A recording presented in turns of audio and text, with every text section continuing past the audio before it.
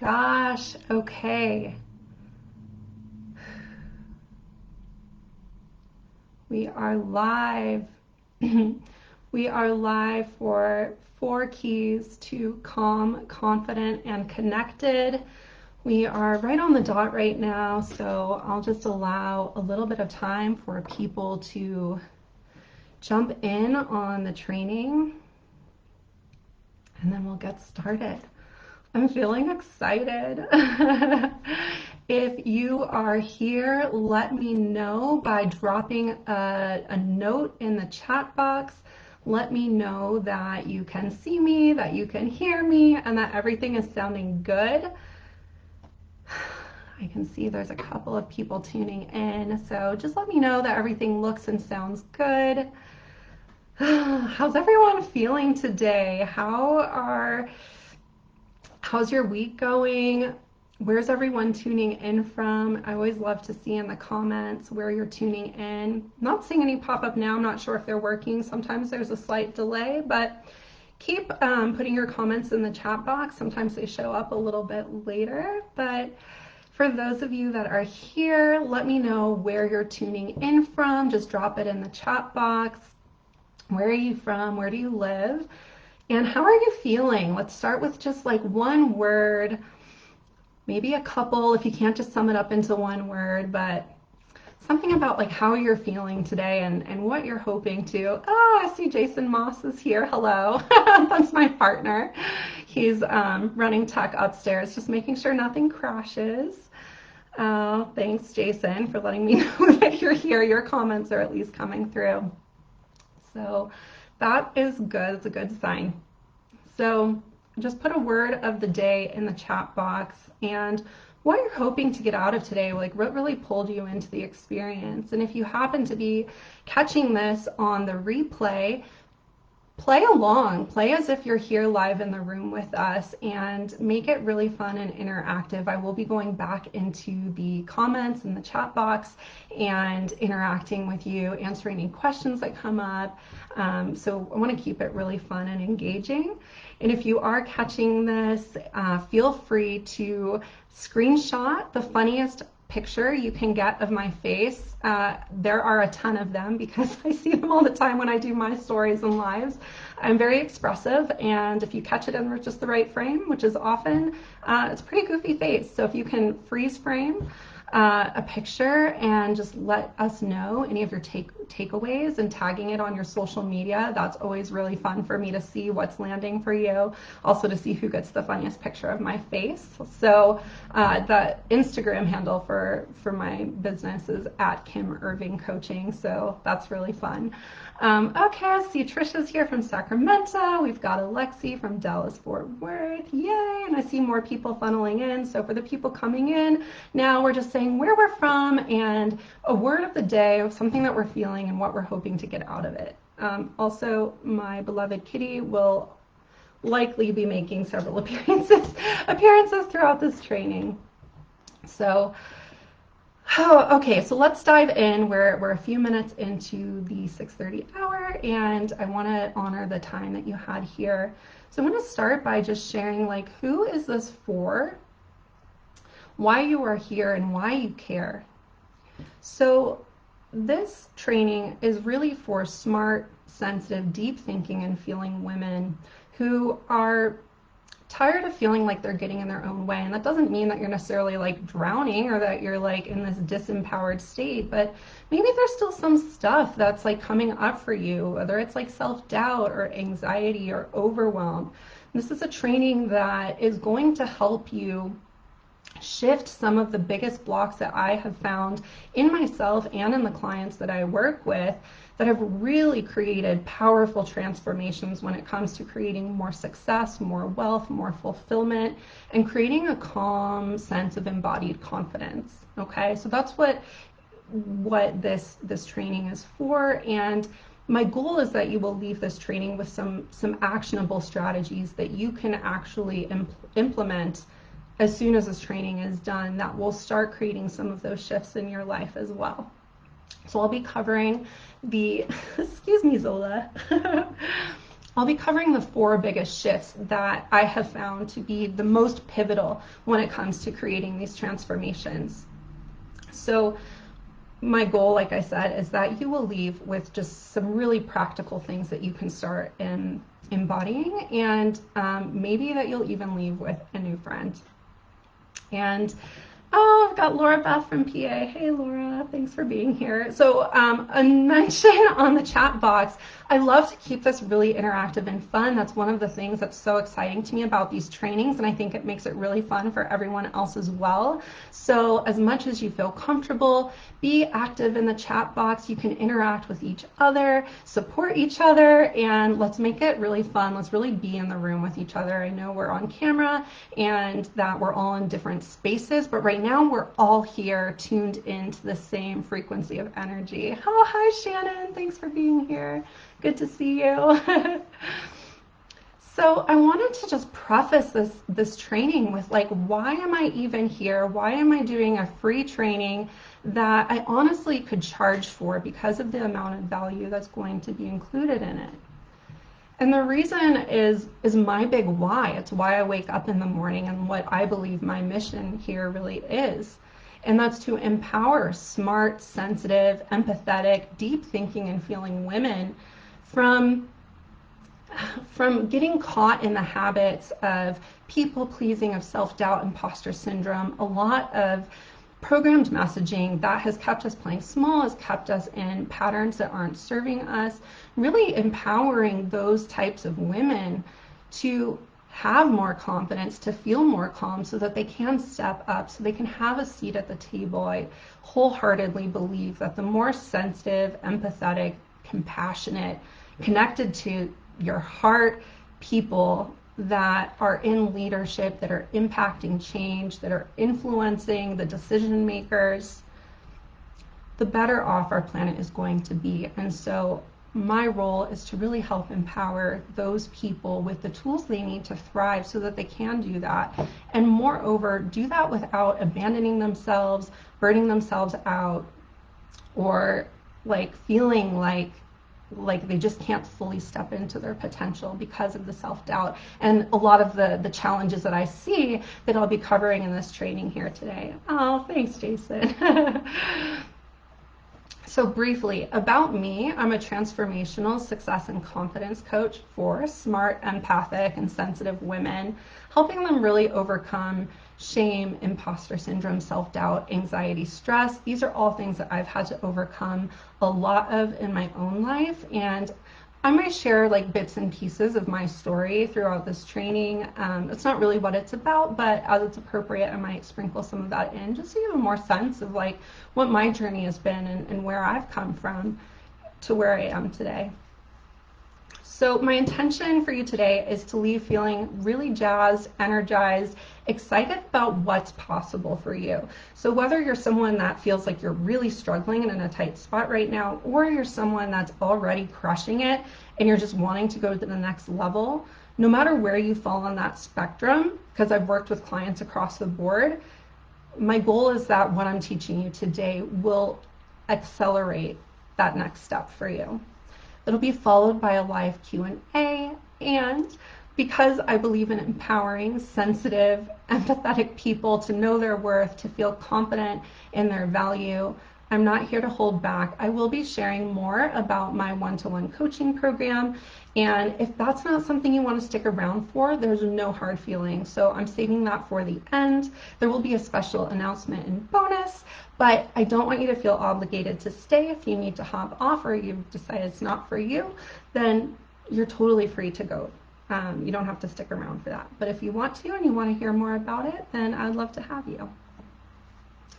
So that said, all the household chores out of the way, who is ready to dive in? Drop it in the comments below if you are ready to dive in and claim more for yourself.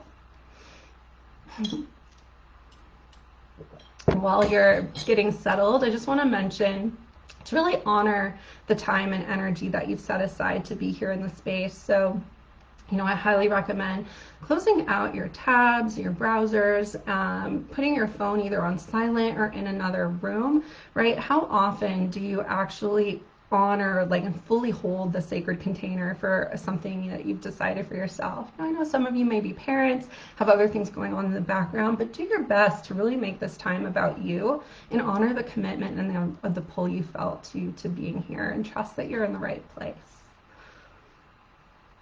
So, this is your invitation.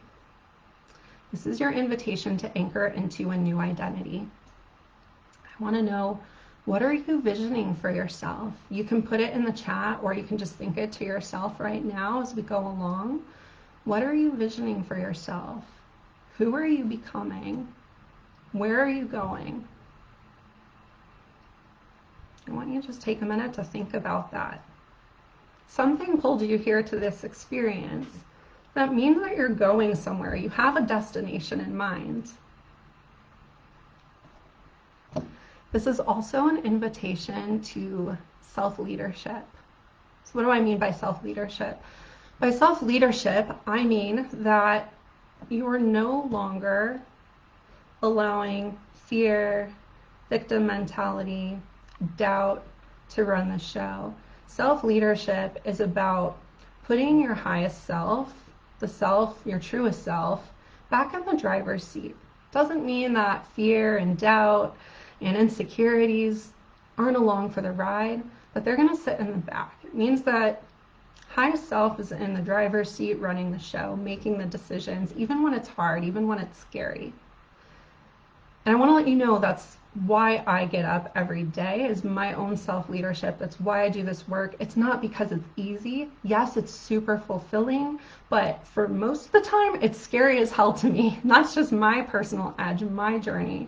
Being in the spotlight, taking up big space, sharing my voice, that's something that has been something that has taken a lot of personal work to get to that point. So even being here today speaking to you is a huge edge for me, but it's because of my self-leadership, because of my alignment with the highest self that knows where I am going and taking action in that direction, that I'm able to be here with you today, even when it feels scary. So that said, what's the number one key holding women back when it comes to confidence, the success they want, the lifestyle they want, the fulfillment they want? If you have a guess, you can put it in the chat box. I'll tell you, the biggest thing, big overarching theme, is fear. It's fear. It's fear of the unknown, fear of judgment, fear of failure. It really boils down to a lack of confidence and lack of self-trust. So due to the reactions from the thoughts and beliefs that we have and the emotions that triggers in our body, and not honoring our own boundaries, our own needs, our own desires, and refilling our own cup on the regular, we perpetuate that cycle. We perpetuate the fear. We feed it. So with that said, that's a beautiful preface into what we'll be discussing today, and the first key, which is mastering your thoughts. So there's a part of you that knows that you're destined for something extraordinary, right? Like there's something about you that knows on some level that where you're at right now is not all there is for you. There's something else out there, right? Because you wouldn't be here otherwise. If there was no possibility of anything ever changing, then why would you come? Why would you try to learn anything? Why would you try to expand your mind? So more than often than not, there's an inner critic or negative voice that is keeping you stuck in the same patterns. So whether that's the inner critic, which is that voice that it might be like your inner mean girl that's telling you like, oh, that was no good, or you screwed that up, you always screw something up, or maybe it's imposter syndrome, that voice that tries to tell you like, oh, you don't really belong here, or you didn't deserve to get to where you are, you just got here because you're lucky. All results in low self-confidence and low self-trust. So the breakthrough when it comes to this is that you are not actually your thoughts. Now, I remember when I had this realization, I was reading a book, trying to work on myself, and I had this realization of like, whoa, there's a part of me that's able to witness the thoughts that I'm having. Therefore, I am not those thoughts. I am someone else above observing the thoughts that are happening in my experience. So I can't be my thoughts, but they can be very convincing.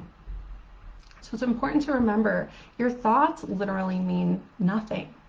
It's just what the brain does. It's just chatter. So whether it's telling you you're not good enough, or that you didn't do a good job, or worrying about what someone else thinks, that's just the brain doing what the brain does. And because that's what the brain does, you can either use that to your advantage or to your disadvantage. So I want to just preface what I'm about to tell you with a plea to please doubt your doubts. Doubt your doubts. They are your ego. They are the small self trying to keep things the same, trying to keep things familiar. If you are in the pattern of believing that you aren't good enough, or that you don't really deserve to be where you are, or that you don't deserve anything more, then you're going to stay the same. And that's what feels familiar. That's what feels safe. So sometimes people get in the pattern of believing that, and it can be hard to break. Trisha, doubt your doubts. So we can create new thought patterns. That's what's really beautiful about neuroplasticity. So neuroplasticity, in short, basically says that neurons that fire together wire together.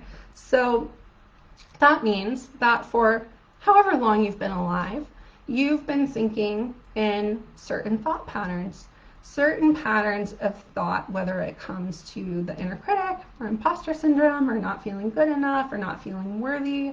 Some of those are underlying beliefs, and then that triggers the pattern of thoughts that create the reality that you're experiencing.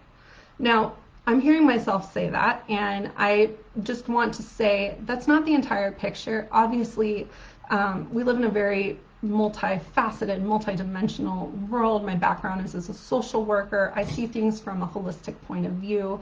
That doesn't mean that if you're not satisfied with where your life is, that it's only a result of your thoughts and that it's all your fault.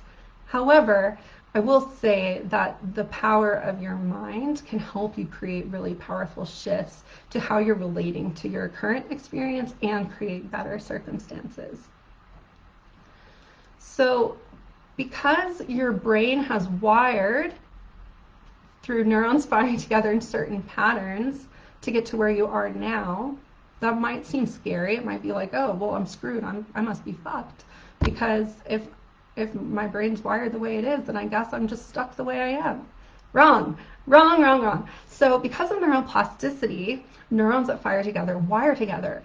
If you get a framework for breaking the pattern, interrupting the pattern of thoughts that you've been having for years and years and years, replace it with new patterns, building new neural connections, then you actually get to rewire a new way of being into your brain so that your habitual responses become more supportive, more empowering, more helpful, helping you come from a centered place, from a place of wholeness, from a place that allows you to take action towards your goals in a much more effective way.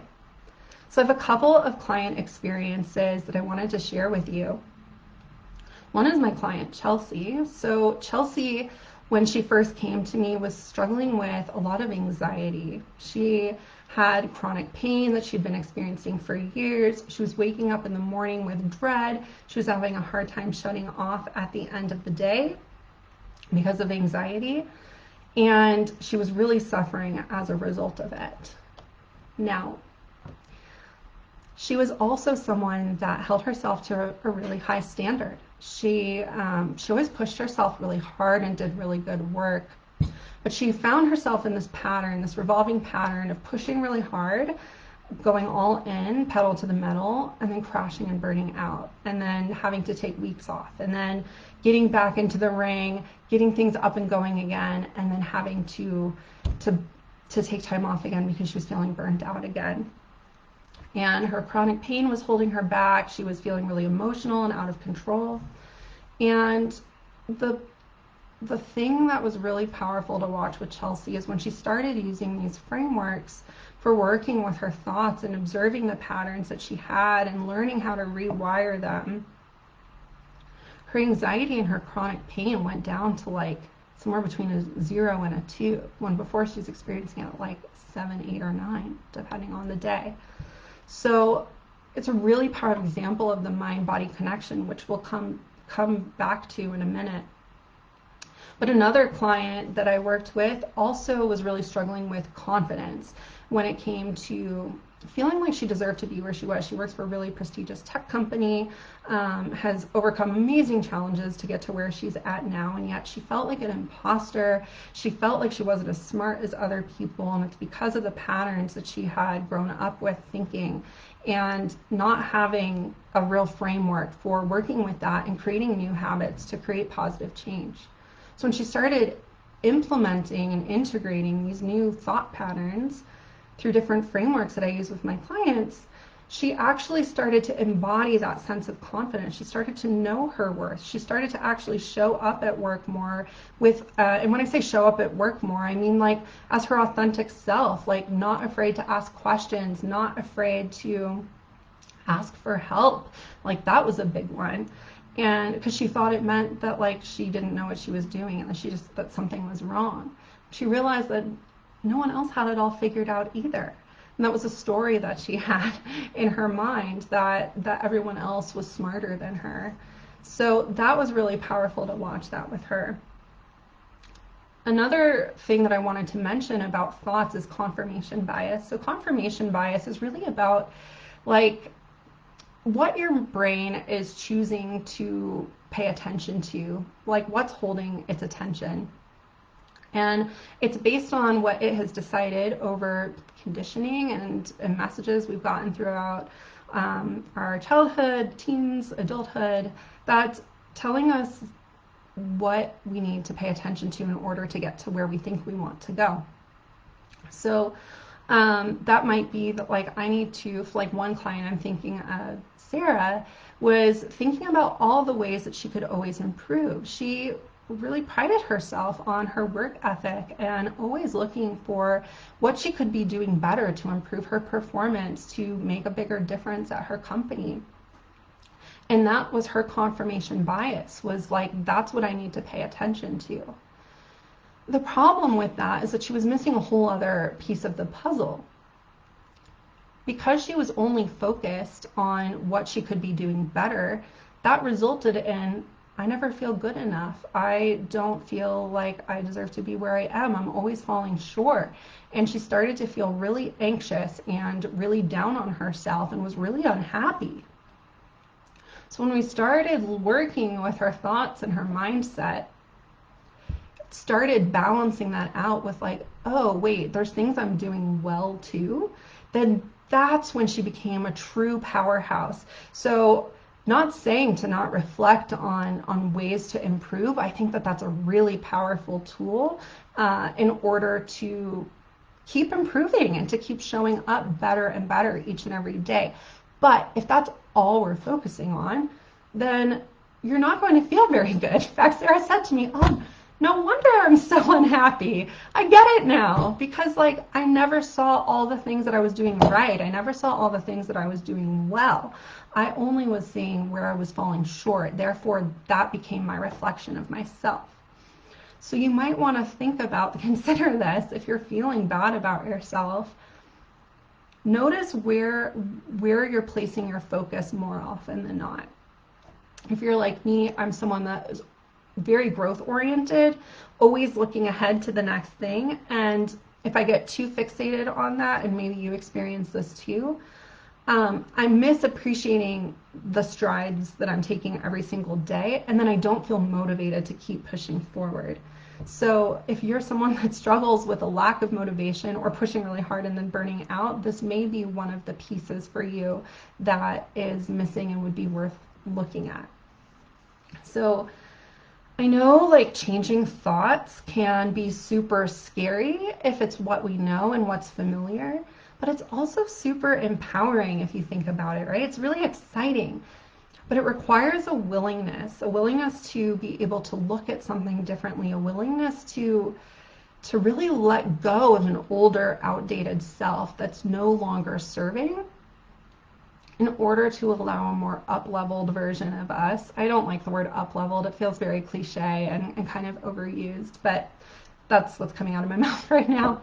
Allowing that higher self, a greater self, to emerge, right? But we have to make room for that person to come forward. And if we're holding on too tightly to a past self that's no longer serving us, that new self isn't going to emerge. We have to be willing to do something differently. Otherwise, your ego will try to protect you by keeping you the same, by continuing to play small.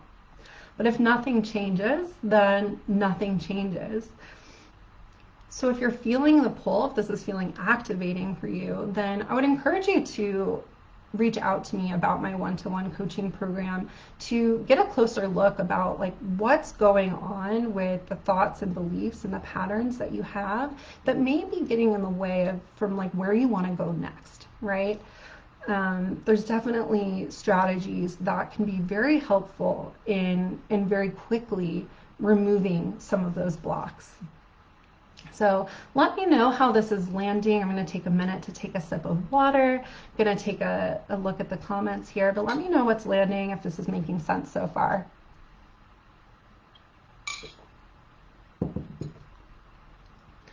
I see that. Sounds like it's resonating, so I'm happy to hear that.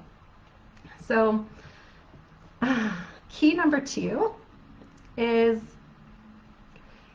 paying attention to your body and your nervous system. So I kind of alluded to this with the story about Chelsea and her mind-body connection, and how when she changed her thoughts, her chronic pain dramatically shifted. So it's not enough to just stop with our thoughts. You know, mindset work is great, affirmations are great, but if we're not doing the deeper level work at the nervous system level, you're going to still keep feeling the emotional reactivity in your body, and you're still going to get this kind of exhausting yo-yo, seesaw kind of sensation that can be very draining, very exhausting as an emotional, sensitive, deep-feeling person. So the mind and body are very intimately connected and constantly in communication with each other.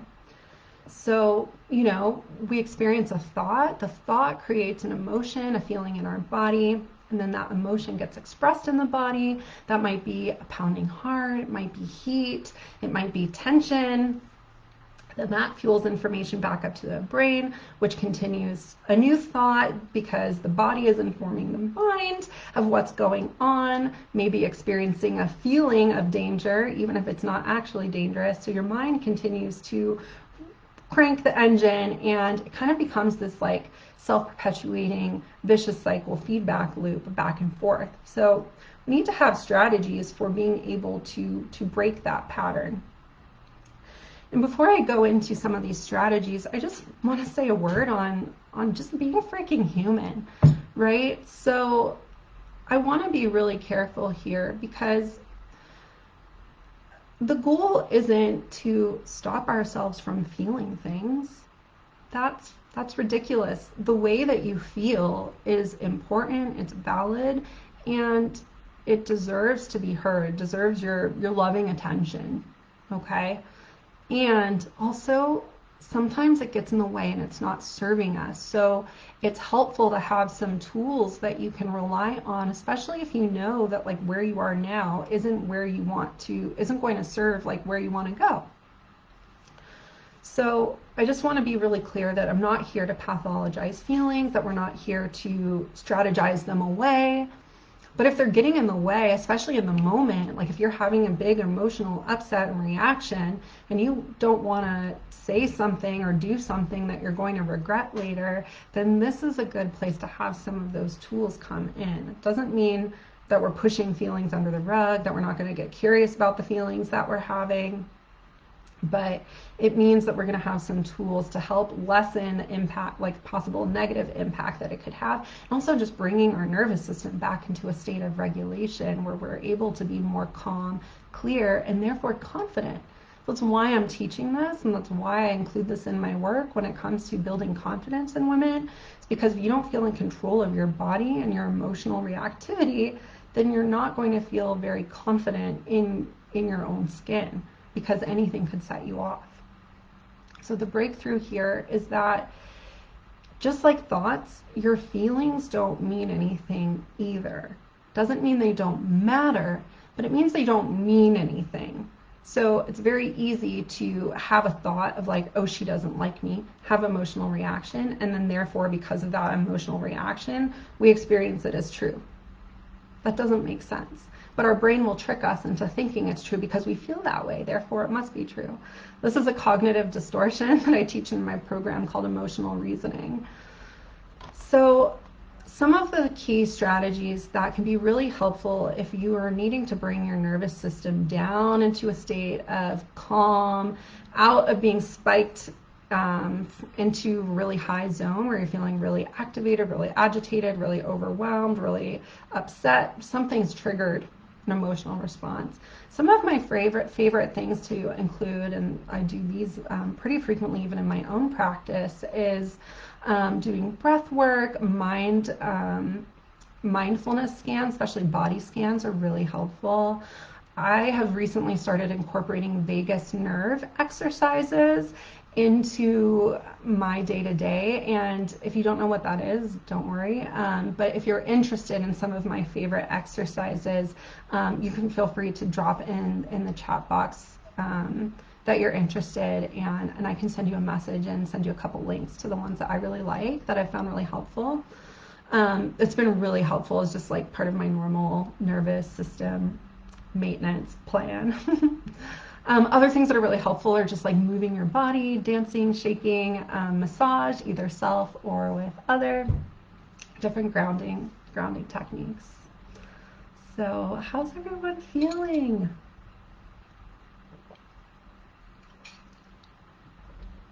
So thank you so much for being here. I'm really enjoying seeing the comments come in, and and I'm really grateful that we have this time here together today. So, you know, one client that comes to mind, Leyland, is someone that started incorporating this work. She's someone that was waking up with like pretty severe anxiety. She's described it as feeling like snakes in her stomach when she woke up in the morning. And she would would cause her to procrastinate on the things that she really needed to do that day. And that led to her starting to question, you know, whether she was really even doing good at her job, and really took a hit to her confidence. Started using these frameworks, and honestly, it was like another case of a client being like, wow, like, I just didn't expect to see a change this fast. Like, this is shocking. She's also someone who was trained as a social worker and knew some of the training that I have a background in. And even though some of it was familiar to her, she was like, wow, you know, I knew this stuff, but I wasn't implementing this stuff. And I was like, I don't do that. I don't do that thing. And then we started going through some of the practices, and she was like, oh, I do that thing. And it was actually like a little bit heartbreaking for her, but also super healing and empowering for her, because it meant that she was able to pinpoint something and create a shift for herself. And her transformation has just been incredible when it comes to the amount of ease and energy and connection that she has, the way that she stepped up at her work while setting more boundaries. It's been just beautiful. So what happens if we don't get a handle on the nervous system stuff that's happening in our body and the emotions is that it just perpetuates that feeling of lack of self-trust, lack of confidence, because you're not feeling in control. You're feeling like Yeah, like you're using the feelings that you're experiencing in your body as information about you and how you feel about yourself, and it's just not accurate. But when you have those tools and know that you can bring yourself back, this has been huge for a lot of my clients when it comes to like how they feel at work. They used to feel fearful of how they would respond to different situations. The amount that their anxiety decreased when they realized they had tools that they could work through this stuff, that it wasn't going to throw a wrench in their entire day or even a whole week, that created a lot of empowerment and confidence, just knowing that they knew what they needed to do. So it doesn't mean things happen outside of ourselves all the time that can throw a wrench in our day, right? But knowing you have the tools and frameworks to like take care of yourself and manage it and not have it like influence too negatively your interactions with others, that is powerful. So I hope this is making sense so far. I'd love to hear anything that's landing for you, any takeaways. We will have an opportunity for some Q&A, but if you're having any questions now, feel free to type them in. I'm going to have another sip of water.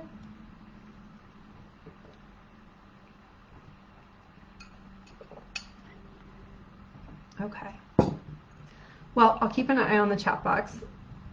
So I wanted to talk to you today also about confidence when it comes to communication and when it comes to boundaries, because believe it or not, the first two keys that I outlined are actually related to this, and most people do not realize that. So authentic expression is the key to connection. That's the key to true connection, to collaboration, to bringing us into relationship with someone else. But often, if you're struggling with confidence, if you're someone that's sensitive and worried about like what other people think, maybe you're more tuned in to what they might be experiencing, we can shy away from those communications, those connections, because it feels really uncomfortable. And I'll talk about that in a minute, about why that happens, especially if you're someone that's sensitive or an empath. So being able to communicate, to be authentically self-expressed, one, requires that you even know what your boundaries are to begin with. And then you also need to be able to express them clearly. Now, some of the key signs that you may need better boundaries are feelings of resentment, feelings of overwhelm, kind of having a default saying yes to things, even, and then kind of kicking yourself later and being like, well, why did I do this again? So those are some of the biggest signs that I see when it comes to feeling like you need better boundaries. Also, this probably is obvious, but like if you're starting to feel kind of like you're drained or maybe even on the brink of burnout, that is a pretty clear indicator that you are in need of some boundaries. So if you're a sensitive person, this is something, even if you're not that sensitive, like boundaries just societally can be very uncomfortable for a lot of people. And I want to start changing the way that we think about boundaries and what they are. So if you've been in these patterns of, we call people pleasing, like saying yes to things without really like checking in or honoring what may be true for you, what your highest truth is, and what you need, then these patterns can be hard to break for some of the reasons that I mentioned before, right? So like if we have beliefs or thoughts, they can be filtering into some of these behaviors and influence them. That's why it's like one of the biggest starting places I start with for most of my clients. I use an assessment tool to kind of see the biggest areas of growth so we can get like the most impact from the start of us working together. But more often than not, that's a big piece of like where to start, because everything else stems from it. So I wanted to share some affirmations. This may be stuff that you've heard before if you are someone that is a recovering people pleaser or currently still struggling with overcoming some of those people pleasing tendencies. You may know this, but I want you to really like close your eyes and take this in as a reminder, as a validation of what you already know to be true, but may have a hard time remembering or implementing, okay? So first, some affirmations are that it's not my job to fix others, okay? It's not my job to anticipate others' needs, even though I might be really good at it, and it feels good sometimes. It's not my job to manage other people's emotions. Others' feelings are not my responsibility, okay? That being said, what is your responsibility? I bet you know. The answer is you. So you're not responsible for other people or taking care of other people, but you are responsible for you, your feelings, and what your experience is. So on the self-leadership side, which we talked about at the beginning of this training, is that it's my job to make me happy. And nobody has to agree with me. I'm responsible for taking care of my feelings. Now, that doesn't mean that we don't share our emotions or our feelings or our reactions in a calm, centered way with people that we have a good relationship with. But ultimately, it's our responsibility to take care of our own emotions and ask for what we need and vocalize, what changes we want. So I have a right to my own feelings, and this may be hard for some of you, but my peace of mind actually matters. And I'm the only one that gets to protect it. So that can be tough. It's empowering, but it's tough. If boundaries are hard, if communicating your needs and desires is hard, this can be a tough one. So let's just start with some frameworks, since most of the people here are in the professional world. I want to talk about some ways that you might practice saying no or setting a boundary at work. If you're someone that, always has a lot being piled onto your plate, it'd be hard to know how to respond to that while still maintaining a good impression on the people that you work with, especially if it's your boss, right? So the example I'm going to give is if it's your boss. So if your boss comes up to you and you already are like kind of up to your ears in work, right? Because you're, going after it, and you care about what you do and you want to do a good job. And your boss is like, oh, hey, Sarah, by the way, can you do this new report and have it on my desk by Friday? You go, yeah, sure. And then you go, oh my gosh, okay, what am I going to do? What am I going to do? Okay, I guess I can cancel that dinner, and like, how am I going to make this happen? And then end up working a bunch of extra hours beyond what you had originally planned in order to make it happen. So here's what you might want to do instead, because obviously it's your boss, like you want to have a good impression, you want to be professional, but also it's not practical or sustainable to continuously overcommit yourself, and it means that your performance may actually suffer over time when you're spread too thin, right? We all know that. So something that you might be able to say to your boss if he says, hey, can you have this new thing on my desk by Friday, is, sure, Steve, I'd be happy to work on that. Right now I'm working on X, Y, and Z. Which one of those do you want me to push so that I can prioritize this new task that you've asked of me? Okay, you don't have to make it so formal like that, but just as a rough template that you can use. So that way you're still showing like willingness to work with them, but you're also taking control of your time and prioritizing, okay? Now, if it's a personal relationship, a friend, a family member, you don't have to be as detailed as that. It can be a little bit more straightforward. If you are feeling like they're inviting you to something and you're really feeling like, I need some quiet time with myself, no shame. I'm definitely an extroverted introvert. I love socializing, and I also need a lot of time to myself to re-energize, recharge. So, you might say something as simple as like, thanks so much for thinking of me, but I won't be able to make it. Or, that sounds like a lot of fun, but, I'm actually overcommitted right now. So those are just some simple things that you can say. And the hardest part is actually just saying it to begin with, because of that emotion that we might be feeling in our body. It can feel really scary and hard, but I promise you it gets easier. And the reason it's so hard if you are someone that's more sensitive is you actually have a more finely tuned nervous system. It means that you are able to pick up on others' emotions more easily, and because you have more mirror neurons, you actually replicate someone else's emotion in your own body.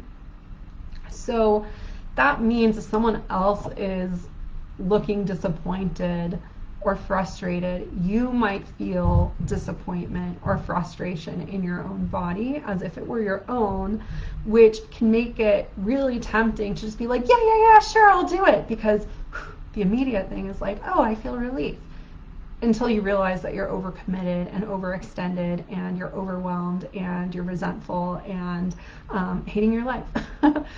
It's a little dramatic, but you get the picture, right? It's like, it's all interconnected, and I think that's why this is actually such a challenge for the deep feeling and deep thinking women that I work with, is that nervous system piece, like being more tuned in to someone else's emotional experience rather than your own emotional experience and your needs, and going back to like the beliefs, knowing that you're worthy enough and deserving of getting what you need, and knowing that you are the only one that can actually enforce that.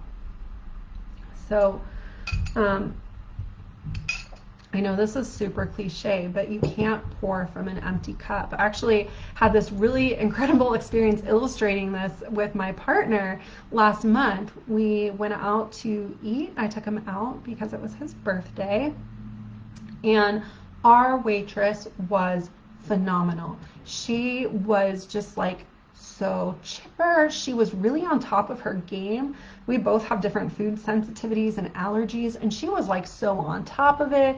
We felt really safe under her care, and like my partner has like an anaphylactic peanut allergy.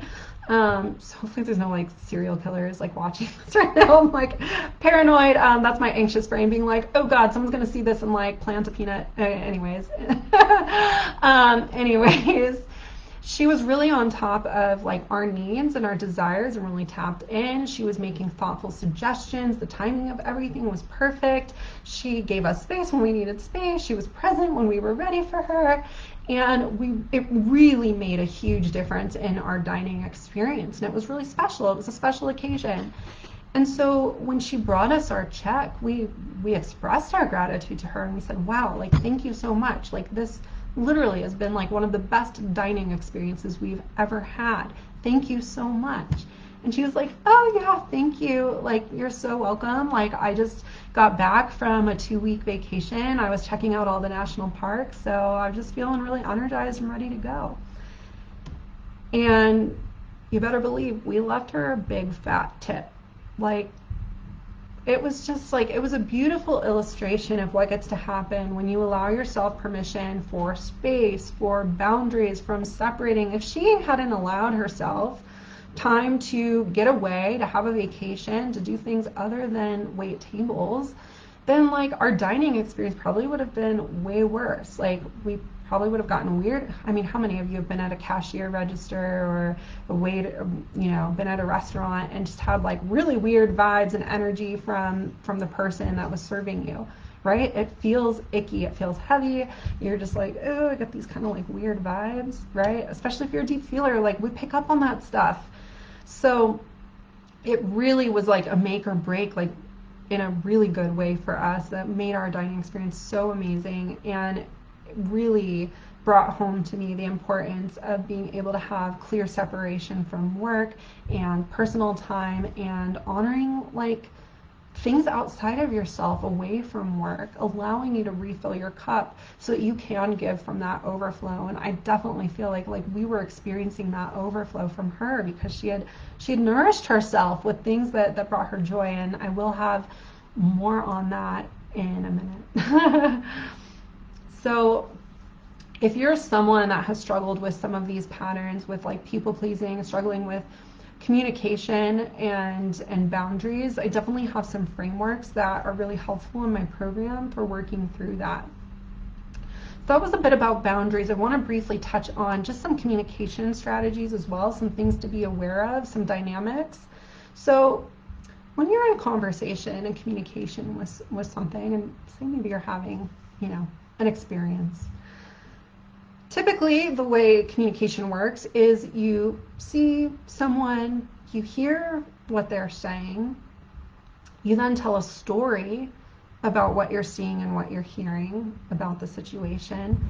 You feel something as a reaction, and then you act from that place. Okay, that's typically how it works. So I had a client that used to, she had a story that she had this one colleague that was kind of one of those rougher personalities, kind of a bigger, more abrasive type of person, that can be really challenging for sensitive, empathetic folks. We tend to get a little like, oh, I want to shut down and shrink away, you're intimidating. He was one of those kinds of people, and she found when she was interacting with him in communication, she was finding herself tripping up over her words. She was feeling a flood of like anger, and like she wanted to cry. She was feeling like very tripped up in their interactions, and she realized through this framework that she actually had a story that he was trying to bamboozle her, was the word that she used, that he was trying to trick her somehow because she was relatively new in her position, and that maybe there was some like malintent there. And that was causing an emotional reaction in her. It was making it difficult for her to respond. So she was tripping up over her words. She was like not able to form sentences, and she certainly wasn't able to be collaborative, in that conversation. So once she started bringing more awareness to the stories that she had going on underneath the surface in a given conversation, and use some of the grounding techniques, right? Talking about the nervous system coming back into the body, coming back to center, bringing your frontal lobe back online so you can make good decisions and respond rather than react. She actually was able to be much more collaborative and effective in those conversations, and by telling herself a different story. So if you catch yourself reacting to a different situation where you're feeling like you're having an emotional reaction to it, see if you might not be able to tell yourself a different story about what's happening. So like for Sarah, she was able to say like, oh, you know what? He actually is probably just trying to solve this problem. I actually want to solve that problem too. Oh, wow, we have an alliance now. I can find a common ground. And when I'm not worried about how he may be trying to trick me and I'm focused on our common goal, I'm able to come up with a win-win. And she did. She came up with a brilliant idea because she wasn't caught in the emotions. She was in an empowered, centered place where the front part of her brain was online, able to rationalize and be strategizing and planning. And shortly after that, she got promoted. Okay? She's also someone that had a lot of fear of boundaries and started setting a lot more boundaries, and she had fears about that too. Did not stop her from getting promoted. In fact, it might have actually helped her because she was able to focus on the tasks that she was put in her position to do and not focusing on everyone else's tasks, right? Helping everyone else. I'm not saying don't help if you have the space for it, but don't let that become your habit. Check in with yourself first. Know what your priorities are, okay? And one of the most vital questions you can ask yourself going into a conversation, especially if it's one you're feeling a little nervous about, and this could be in a personal relationship or a work relationship, is what is my desired outcome? What is my goal for this conversation? And you want to remember that as you go into that conversation, because it's going to inform how you approach it, right? And it's going to ground you if you're feeling more emotional reactivity, because, right, some people trigger us, things get crunchy and angry and we feel all the feelings. So ground yourself back into what your primary goal is, and to take it one step further to have really effective conversations, especially tough ones, is to find the common ground, just like that client Sarah did. Find the common ground with that person, the shared goal or outcome that you both want, so that you can get that other person on board. Show them that you're on the same page somehow, that's going to bring them back into collaboration rather than fighting, right? So, and state that objective. You know, my objective is for both of us to be able to leave this conversation feeling like we have a clear action plan moving forward so that we can both focus on our other duties and not have to keep having the same conversation over and over again. That might be a good line if you're someone that manages other employees, if you're someone that, you know, has direct reports and you're having the same conversations with them over and over, or you're having a hard time getting buy-in. They probably don't want to have to keep having conversations with you too, but maybe they haven't had that like click in their mind, and you can help them connect those dots, have that buy-in. So also, don't forget the self-leadership piece. In most situations, when you're in that kind of like conflict or confrontation or whatever it is, know that in some way, somehow, and fair warning, this may be a little triggering, but triggers can be our friends. You have somehow contributed to that particular circumstance as well, even if your contribution was coming from just an avoidance of the conversation to begin with. Some way that you contribute. Nothing is ever entirely one person's fault, and I don't really like the word fault, but like there's multiple factors that contribute to any one given circumstance.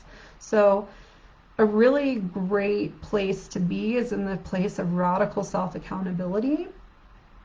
Even though it can be hard at first, you know, especially if you're someone that prides yourself on doing a good job, on not making mistakes and all of those things, the tendency might be to project and to blame on other people. And that can feel like the safe thing to do, but it actually is disempowering. It actually means that you're not in control. So instead, try on radical self-accountability. That's empowering. Being like, wow, I contributed to this in some way. What can I do differently? How can I move forward? What's the bravest thing I can do to move forward from this? What's the most empowered way I can move through this? So there's definitely frameworks for that in my program as well. I know, like, I'm trying to pack in as much into this training as I can, but you know, I can only do so much in an hour, hour and a half, and it's also so personalized. So I want to know how this is landing for you. I've been seeing people popping in. I want to know, like, what's moving for you. Is this making sense? And have you ever been in a situation where you've been feeling like you wanted to avoid a conversation, or maybe you were in a conversation and you're someone that's more like direct and says things that you later regret, you know, or it doesn't come out as good as you want? You know, I think we all have different patterns that, Jason, making a ton of sense. Well, I'm glad. So I'll let you think about that. We're leading up to the fourth key, and I saved the best for last. It's last, but certainly not least. So what is the last key to sustainable confidence, calm, connection, success, joy, fulfillment, all of the things? That last key for women that is missing, that no one else is talking about, is prioritizing your joy and your pleasure. Okay? So when I say pleasure, that could be sexual or sensual. It also could be going out for a walk and appreciating the way the breeze feels on your face and admiring the colors of the flowers you're walking past. Okay? I really want to expand our definition of what we think of as pleasure and how we tap into that on a regular basis. So why is this so important for women when it comes to success? So, oh, Craig, same here, just taking in all the well-made points and examples. Thanks, Craig. I'm glad you're taking it in. And I'm glad it's landing. I know I'm throwing a lot at you guys too, so that might be, you know, something I think about for future. Trying to find the balance of being super valuable and not also like overwhelming with the amount of information. But going back to why is joy and pleasure so important when it comes to creating success in joy and fulfillment? It's because when a woman is connected to joy and to her pleasure, That's her life force. That is her energy. That is her vitality. It is her creativity. We are literally creative beings. We literally create life, right? But how often are we feeding that creative life force on a regular basis? Because we don't just create babies, we create projects, we birth new businesses, we create movements, we create so much when we're connected to that power within us. Also, when a woman is tapped into her joy and into her pleasure, like pleasure is like a relaxation response. That's telling your nervous system that it's safe. So when it comes to like anxiety and all the ways that that contributes to lack of self-esteem and imposter syndrome and self-doubt and all of those things that I've been talking about this whole training, when you are able to tap into your pleasure, that's creating the relaxation response in your nervous system. It doesn't have to be through an orgasm, but it can be. It could also be through dancing and movement, or, you know, hugging a loved one, but having that mindfulness and that intentionality around it. No one is talking about this. And the reason why, like, we're so separated from this in our world is that, especially in the professional world, women in the working world, is that most of us, most women, we're not working up until recently when you look at the grand scheme of things. So all of the systems that are in place right now are based on patriarchal systems. And I'm not here to totally hate on that, but it's just that we've only been given that one model, that one pathway to success. And it's not the only way. We're missing another half of the equation, which is feminine leadership, which is about creativity and flow and pleasure and having like your own way of creating, tapping into your intuition, your creativity, your genius ideas. When you're disconnected from your pleasure and your joy and you're just grinding and focusing on your to-do list and taking it this like very masculine, by masculine I don't mean like male or female, masculine energy is about like drive, it's about focus, it's about taking action. When that's not counterbalanced by flow and creativity and spaciousness, it leads to path of burnout. It leads to overwhelm. It leads to lack of fulfillment. It leads to all the other shit I've been talking about this whole training. That's why this is a critical piece to creating change. So just like a little bit of personal self-disclosure, this has actually been a really key component of my personal growth journey when it's come to really stepping into like next level of confidence and leadership and creativity.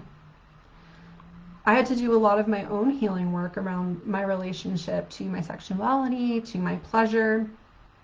And I even worked with a coach who had an assignment where I was working on at least doing 3 things a day that brought me joy. And this is an exercise that you can start doing as well.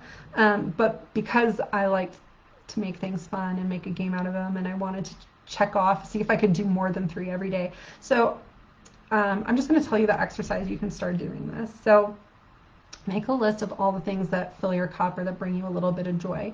Can give you some examples. For me, it was like spent time with animals, spent time in nature, supported a friend, ate a healthy meal. Those were some of the things that I knew like made me feel nourished, that like brought me into my pleasure or my joy. I started checking off things, at least 3 a day, but it became a game. It became something that I started one-upping myself and just seeing if I could squeeze out just a little bit more each day. So another one of mine was like dancing. So that might mean like I'd already hit my 3 things for the day, but I wanted to get 1 more. So as I'm brushing my teeth, I might just like allow myself like a little jiggle, a little dance. And now my old all or nothing mentality would be like, that doesn't count. But you know what? It does. I get to decide that it does, and you get to decide that too. And those little bits sprinkled. It doesn't have to be hard. It doesn't have to be this big thing. It's about sprinkling it in a sustainable way throughout your day on a regular basis. That creates that new baseline of being tapped in. And this will help you 1000% be more tapped into your power, into your confidence, into your center, knowing like what feelings are yours, what feelings are someone else's. So that's why it's so important. And also, most women have all but forgotten this. How often are you thinking about what feels good? How often are you asking yourself, what do I need to do? And how often are you asking yourself, what would feel really good right now? Yeah. I have a feeling I know probably what your answer is. Because that's most women, and that's where I was too. And creating some of these shifts has been part of what has propelled me in my success. It's allowed me to attract my dream partner, to step into running my own business and the way that I show up there, the way that I serve my clients. Because again, it's like that waitress, like giving from the overflow, because I'm filling my joy and pleasure first, and it means that I show up more fully, more present, more loving, and I don't have to burn out or feel overwhelmed in the process, because I'm honoring that soul call of like my needs. So what keeps most women stuck, right? It's one thing to know it, but if we know it, why don't we change? So preface it with, one of the reasons we usually need support on it is the reason that we won't get support on it. So I would ask you, do your actions match your vision? You know, I asked you at the beginning of this training, like, what are you visioning for yourself? Where are you going? And now it's like a moment of honesty. Do your actions match that vision? Because where you put time, energy, and resources, that's what grows. So if your time and energy is going into perpetuating the same patterns that have got you to where you are now, then that's what's going to continue. That's what will continue to grow. That's what you're strengthening. But if you put time, energy, and resources into where you've decided you're going, then that gets to be what grows, and that amplifies. So if this has been speaking to you, I just would encourage you to reach out, like no pressure, but if it is speaking to you, I want to help as many people as I can, and this stuff is too important to not get support, or at least a little guidance. So if it is speaking to you, like please send me a message and let me know what's landing for you and what's coming up, and I'd be so happy to support you. So going back to like what's keeping most women stuck, it's like a few different patterns that I see that keep them from creating change, okay? So the four most common pitfalls are, one, that kind of like I do things on my own, bootstrapper kind of mentality, usually comes from pride, but again, goes back to those like thoughts and beliefs. So like if you know yourself to be someone that's like, I only do things on my own, and if I get support, then that means that I wasn't capable and I'm not good enough, I'm not as good as everyone else. So I'm going to call BS on that. The mindset shift on that is that actually getting coaching and support is one of the most powerful moves you could make in your life. It's empowering. It's actually about collapsing time to get you to your goals faster. I don't know one single successful person that didn't have help along the way. So that's actually a mindset block that's keeping you, because of this like pride of like, I need to do it on my own. But it's actually not helping you get to where you want to go. So if it's really important to you, back that with action. Another common pitfall is like that, again, like the lack of self-trust, that lack of confidence. So if you're someone that has felt like you don't trust yourself, you don't feel like you make good decisions, or you don't value yourself, then getting that added support can be hard to like help you implement change, you know, like feeling like you're not enough.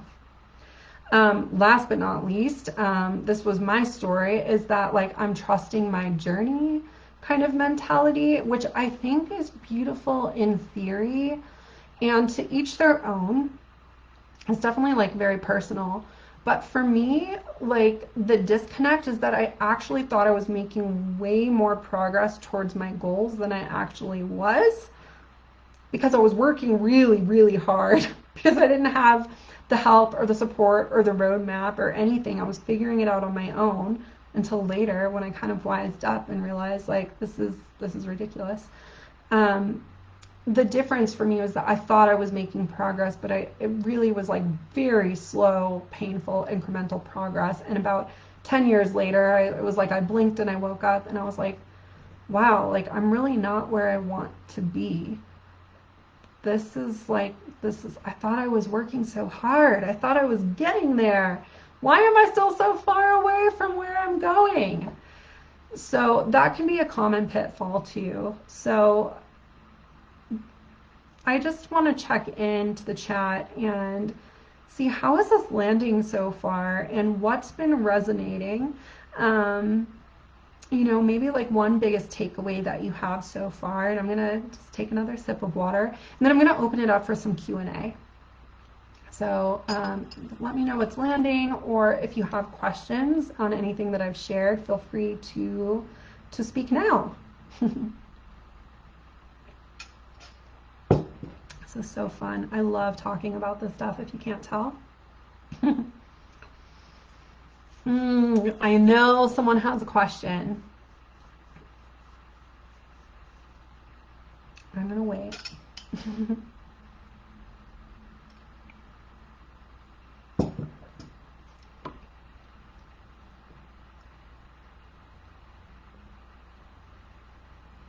Okay, I'm not seeing anything pop in yet, but I'm gonna keep an eye on it. So if something comes to you, let me know, and I'll make sure we get to it, because I want to make sure you leave here feeling like, you know, we've opened a lot of doors, maybe talked about a lot of things. Some maybe you've heard before, some are maybe new ideas and you're processing. But if anything's, you know, coming up, you know, or you have questions, you want me to elaborate on something, or if you have a specific example that you'd like some feedback on, now is your opportunity to ask and to make your presence known. Take up space. That's what this is about.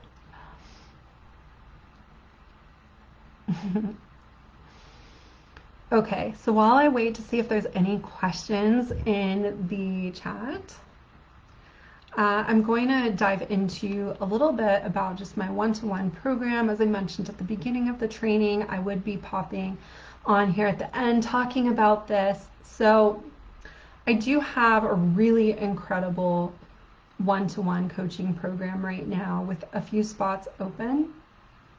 And it's really for someone who is ready to get out of their own way and create some meaningful change. Doesn't mean that you're necessarily in a really bad spot, but you know that there's something more for you, and you're just wanting to get that added support to get there a little bit faster and a little bit more easily, right? So no longer willing to deal with the anxiety or stress that you're experiencing, the level of overwhelm, or like some of the challenges that come up when it comes to communicating boundaries, breaking old patterns that aren't serving you from like where you decided you're going.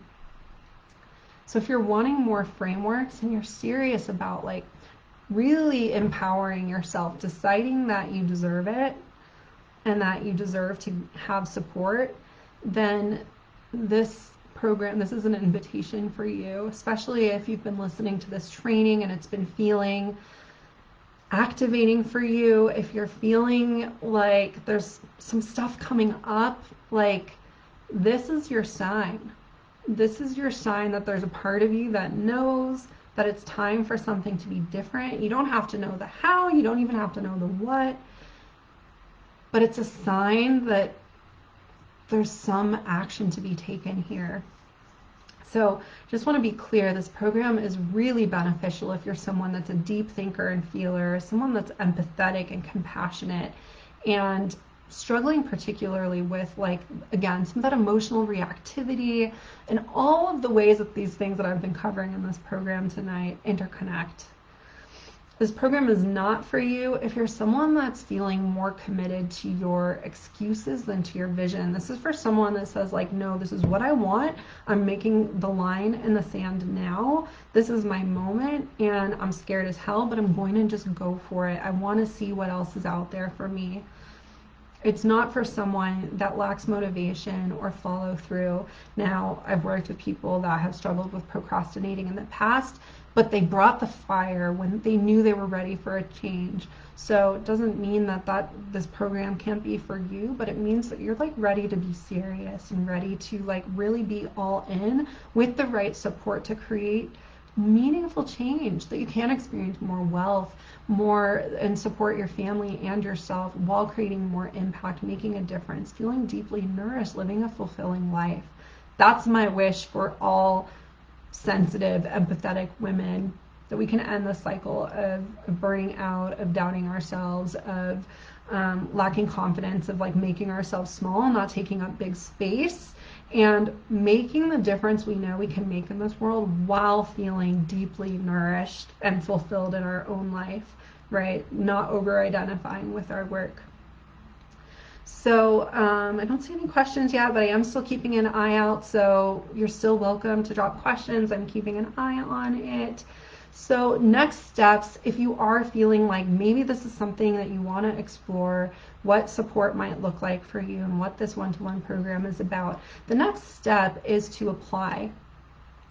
So because I'm super intentional about who I work with, you know, making sure it's the right fit and making sure that like, you know, that they're going to really thrive in this program, I have an application process. So it's not too overwhelming, I promise, but you book a success strategy call, which is just a 60-minute deep dive really into where you're at, where you want to go, and really helping you uncover like the biggest roadblocks that are standing in your way as I see it, and pointing you to some resources or directions that might help you. Now, if it's feeling aligned for me and I genuinely feel like my program would be a good fit for you, I may invite you into a conversation about that. But if I don't, or if you decline, I also can point you to some other resources, things that I think will help you best on your journey for where you're at right now. And I hope it goes without saying, but I would never recommend my program if I didn't feel like it would genuinely serve you. And I have turned people away, not because they weren't amazing, but because it wasn't what they needed. And my goal is to help you get what you need. So that is the process to apply. I will be dropping the link in the chat box in a minute. So you can check that out, and I'll be sending out an email with the link as well. I mentioned there's going to be a special bonus, so if you are on this live or on the replay, for people that apply for the success strategy call within the next 24 hours, I am honoring a $400 off my one-to-one coaching program. It's the biggest discount I've ever offered because I'm feeling really passionate and lit up about this work and wanting to make it accessible as possible while still honoring like what energetically still feels good for me without, you know, feeling into my own burnout. It's like the same thing that I teach my clients, right? So I want to really walk the talk. Yeah, that's how you say it. So that is an option for you if you apply for a call. The call doesn't have to be in 24 hours, but if you book your call within the next 24 hours, then I will honor that $400 off if you decide you want to move forward. But don't worry about any of that. Like really, if you're just feeling curious or if you're feeling a pull, trust that intuitive nudge to just explore the opportunity. Don't worry about step 2, 3, 4, 5, 6, 7, 8, 9, 10. Like most overthinkers, I'm one of those people.